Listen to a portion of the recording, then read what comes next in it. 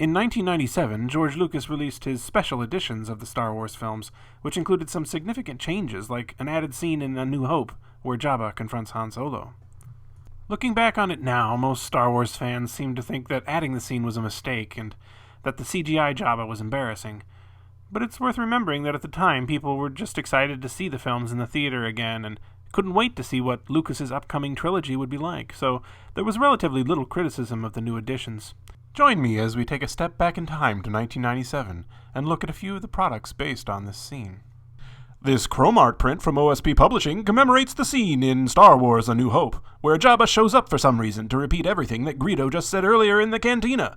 It's made with a special patented process to create an illusion of depth, allowing you to see every detail of the stunning computer graphics used to recreate Jabba the Hutt.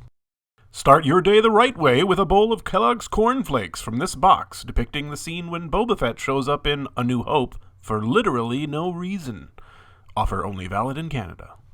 Did you work up a Hutt-sized thirst watching the new Star Wars special editions? Why not quench it with this commemorative stein featuring the unforgettable scene where Han stands next to Jabba the Hutt? The embossed space battle featuring X-Wings, TIE Fighters, and the Millennium Falcon will make you the envy of all your friends. For the ultimate collectible dedicated to the breathtaking scene where Han Solo steps on a merciless crime lord's tail with absolutely no consequences, why not try this 24-karat gold card from Authentic Images? It's encased in a slab of acrylic for its protection and comes with a handsome, genuine leatherette case. But of course the product related to this scene that most Star Wars fans probably remember best is this action figure set by Kenner.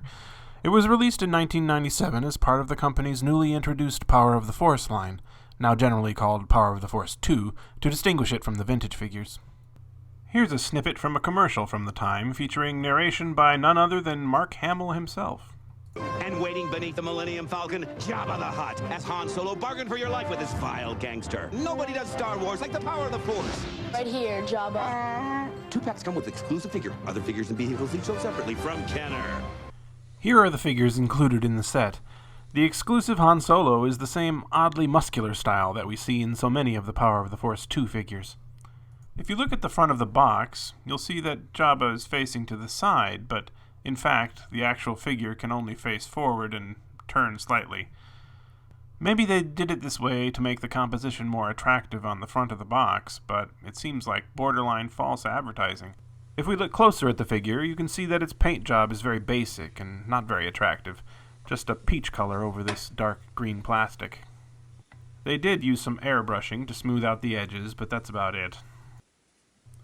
It's got some very obvious mold lines, one down his stomach here, one across his head, and one that goes all the way down his body and down his tail. It just makes the thing look kind of cheap.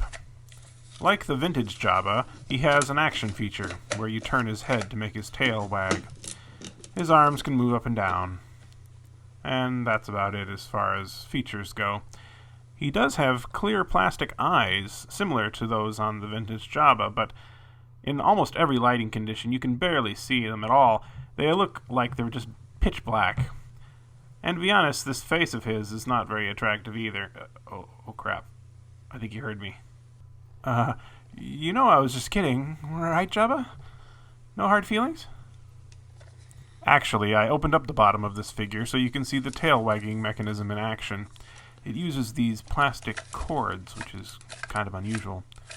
I also opened up the bottom of the head cavity, allowing me to shine that light inside, and allowing you to see the inside of the eyes there. Here's a figure that I removed the eyes from. I actually think this was a cool idea, but it doesn't work well at all in practice. If they were going to use transparent eyes like this, they really needed to have some kind of light piping that would let light inside to illuminate the eyes. Otherwise, you just can't see them at all. Comparing this figure to the vintage Jabba just shows how much better that figure looks. Of course, there was only so much the folks at Kenner could do when they were working from the CGI model that appeared in the film. One thing the Power of the Force 2 Jabba has going for it is durability. This thing is built like a tank, with very hard, very thick plastic. Here you can see how they added a thumb to the CGI Jabba's hand. And by the way, the vintage Jabba can actually face front if you really want him to. while the Power of the Force 2 Jabba is stuck in this front-facing position. As you may have gathered, this is not my favorite Jabba the Hutt figure. In fact, I actively dislike it. It's tied to an added scene that I feel makes A New Hope worse as a film. The CGI version of Jabba it's based on is laughably bad, and even if you look at it simply as a toy, it seems poorly executed. So it's a little ironic that I have so many versions of it in my collection. They made more variants of this set than any other Jabba set I know of. This is the most common American version, which I showed earlier. On the back, it shows some other products from the line, and has a little fact card you can cut out and save if you so desire. Apparently Jabba is supposed to be 1.75 meters tall, I guess that's about 5'9", and 3.9 meters long, or a little over 12 feet. This shot of the ridiculous deluxe Boba Fett figure tells you everything you need to know about the Power of the Force 2 line. However, there is another rarer version of the American set that is slightly different. It seems identical from the front, but if you look at the back, you'll see that they've used a different photo of Han and Jabba for the fact card. Apparently, Lucas Licensing didn't like the fact that Han was looking down in the original shot, and changed it to the one you see here on the right. This is the Mexican version, but it's actually identical to the American version I just showed you, but with some extra stickers. There's a gold sticker on the upper right, and a long sticker that covers the entire bottom of the package. It fits in pretty well with the box design, so you might not notice right away that it's just stuck on top. On the back is a sticker in Spanish that gives information about the import company and so forth.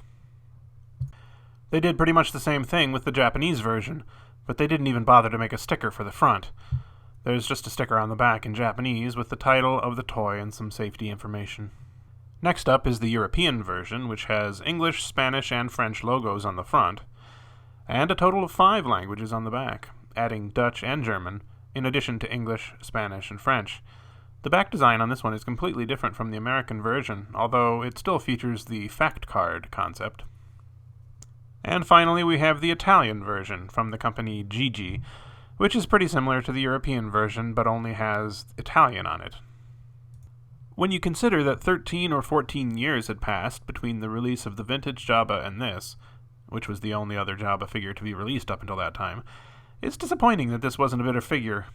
I know that some people probably have some nostalgia for it, or for the Power of the Force 2 line in general, but I wasn't collecting at the time, so I'm really not a fan. Still, this is an interesting chapter in the development of Star Wars and of the Jabba character. If you liked this video, why not make it official by clicking the like button? And if you'd like to see more, consider subscribing. I've made a number of videos like this, such as the ones you see here, and I'll be covering more pieces from my extensive Jabba the Hutt collection in the future, as well as other vintage and modern Star Wars items. Thanks for watching.